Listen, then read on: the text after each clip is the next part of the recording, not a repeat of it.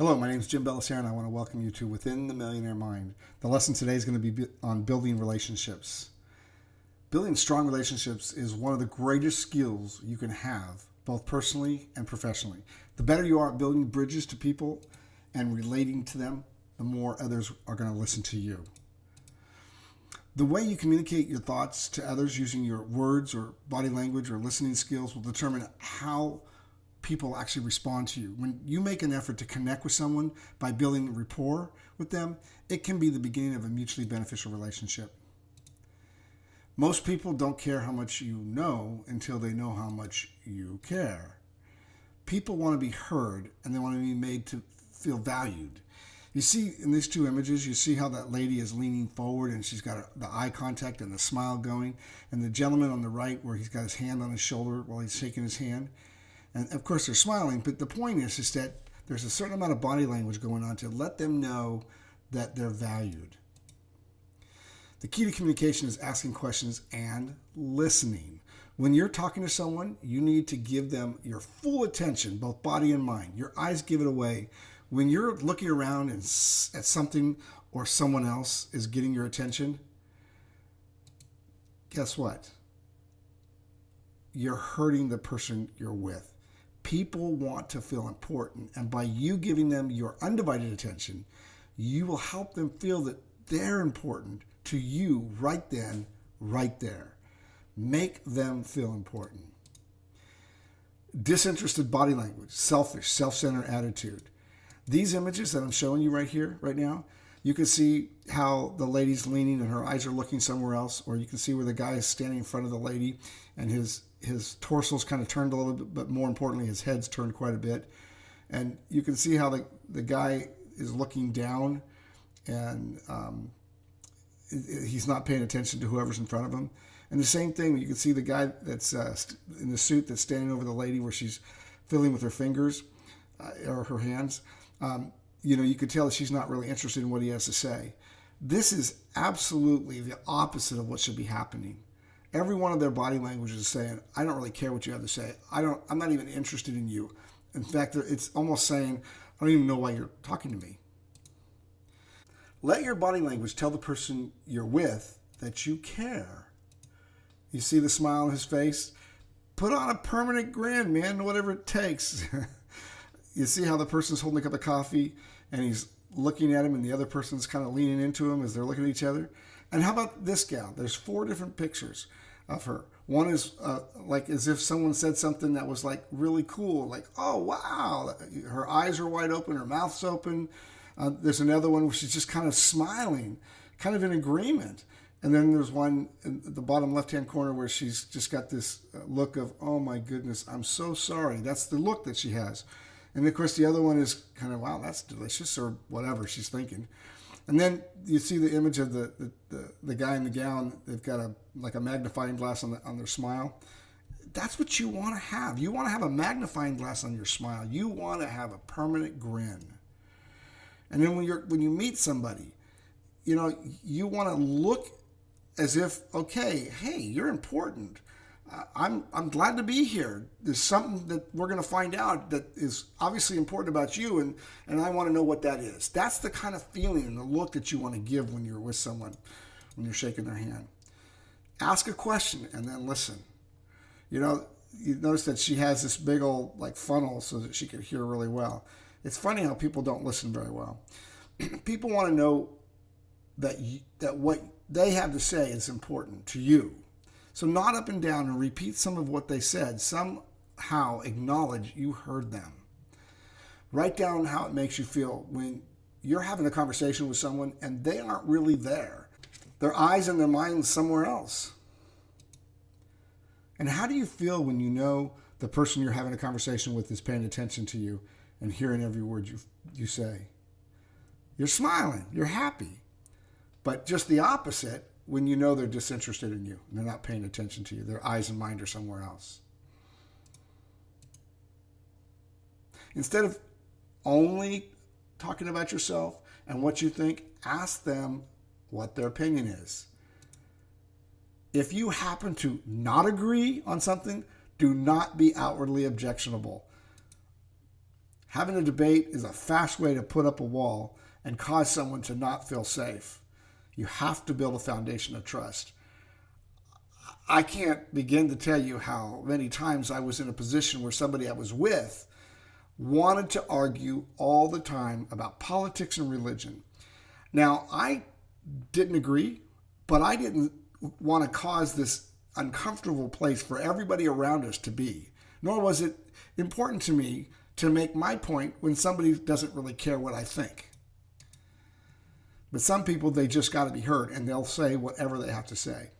So whether it's business, personal, or even family, and by the way, it happened to be family, there's never a good time to bring up religion or politics.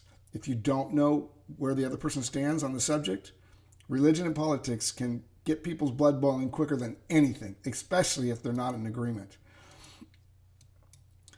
Families split because of it, friends split because of it, and businesses split because of it. Be kind to one another, even if you disagree on stuff.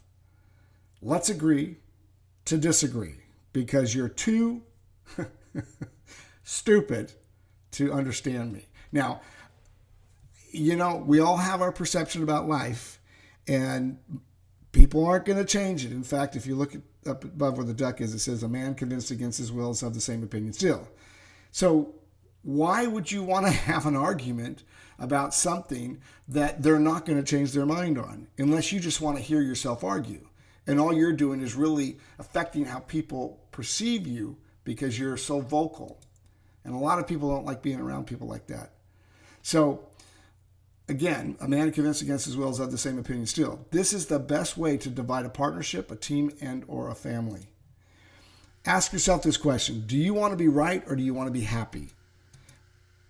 You can't win someone over to your way of thinking if you touch on a sensitive area in their life you're not in agreement with. Sometimes it's better to win the war rather than win the battle. I like what Donald Trump says. Sometimes by losing a battle, you actually find a new way to win the war. But I'm right. No, they're wrong. No, really? Who says? It's all perception. So who says? It's whoever's saying it is believing it, and they're not going to, they'd rather be heard, like I said. And what they don't realize is how they're affecting how people perceive them. And they're creating a perception that is not cool about them just because they want to be right. When you make people feel like they're important to you, they feel valued, and that builds confidence and develops trust. When you make someone feel valued by you, they'll go out of their way to not disappoint you.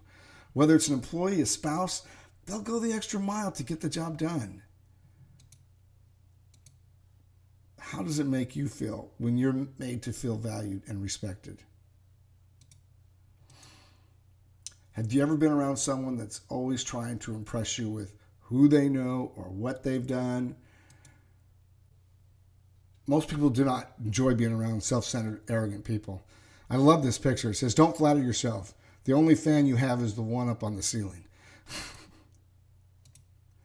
Again, people care more about how much you care than how much you know, or even how much you've done. Think about the conversation you've had with someone who spends most of the conversation talking about himself or herself. Write down what you can do and say to make others feel important. You see where the doggy's pointing his paw and says, who's awesome? You're awesome.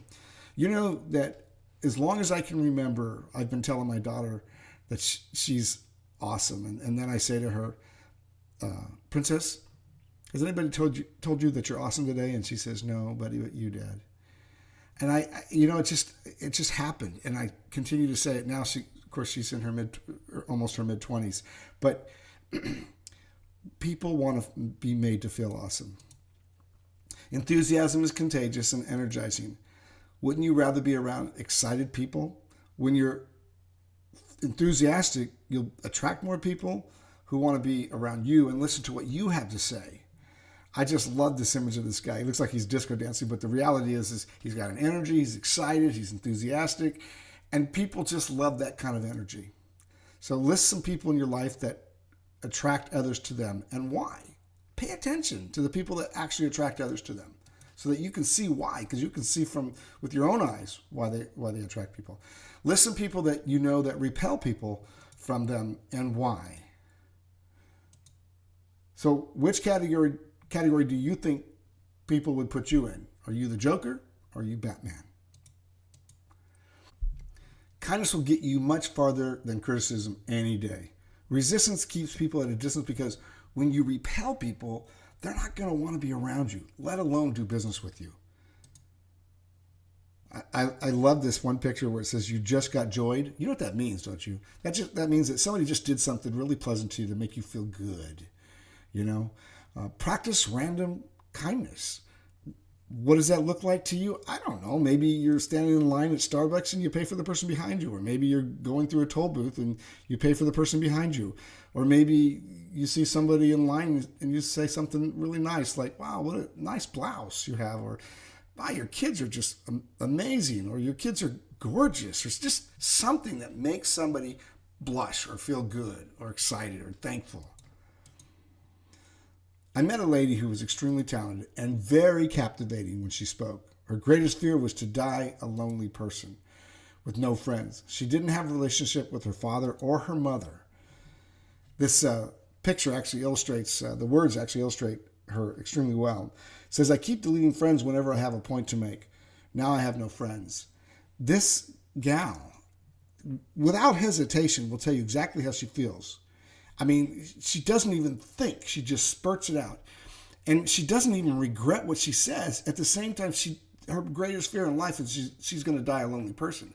She is so mean and so hateful and so spiteful. And at the same time, she's so talented and so gifted and so beautiful. But she's so ugly because of the words that come out of her mouth. Ugliness doesn't necessarily mean what you look like on the outside. Ugliness can also mean what you are on the inside. It doesn't take long for her to repel everyone around her. She always lets everyone know how great she is and never compliments anyone. She justifies herself by saying, what you see is what you get. You know what I see when I see her? I don't see beauty. I see a black cloud. That's what I see. A black cloud. She brings everybody down. I haven't talked to this gal in years because I witnessed what she was saying and doing to other people, and she started this on me as well. And I just said, I don't need this in my life. And I said, you and I are done. And I walked out of the restroom and never spoke to her again, ever. That was several years ago, probably about 7, 8 years ago. Remember the golden rule. Treat others as you would like to be treated. Be kind and treat others as you would wish to be treated. That's the quote, right? If you can't say something nice, don't say anything at all. We live in a world where sarcasm is humor and can be extremely hurtful. Focus on the good in others and their potential. If you want people to be attracted to you, compliment people, even on the little things like what they're wearing, their hair, their smile. You can always find something positive about a person. Remember, when someone made you feel good about yourself, what did they say? The business world can be a dog-eat-dog world. Every person for themselves. In order to build those trusting professional relationships, you have to be confident, but not prideful or arrogant. You have to be gracious rather than judgmental. You must learn to be respectful, not bossy, but be sincere and not phony. That drawing that somebody did with the dogs biting each other, we do live in a dog-eat-dog world. There's no question about it. And somebody's going to eat you for lunch if they have the opportunity because they don't respect you. They don't respect themselves. And they want to be on top. And so they don't care what kind of damage they do to other people. So in order for people to want to be with you versus somebody like that, the best way to win is to always be gracious, kind, and loving.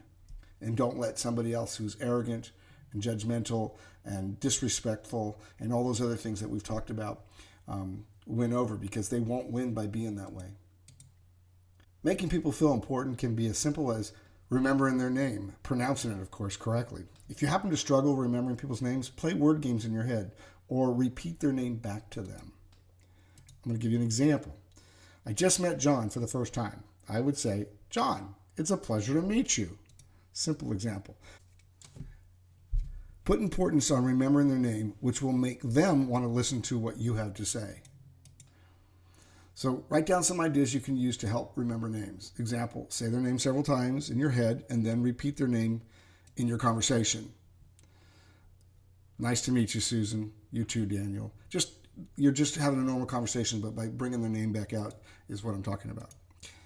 The greatest compliment one can receive is when someone says, I like myself better when I'm with you. When you want to lift someone up, praise or compliment them. Take the time to send a thank you, congratulations, or a note of encouragement. Is a simple gesture that can go a long way.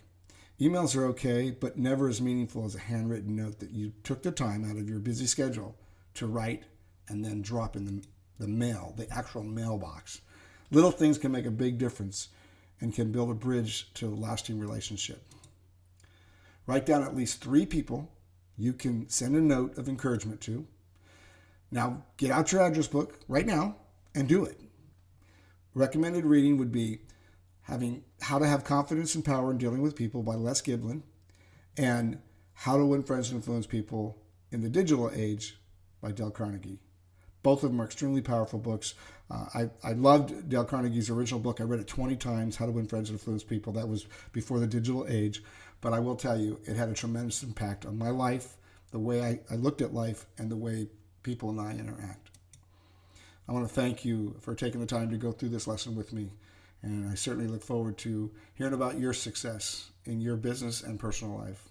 God bless you. Thank you so much.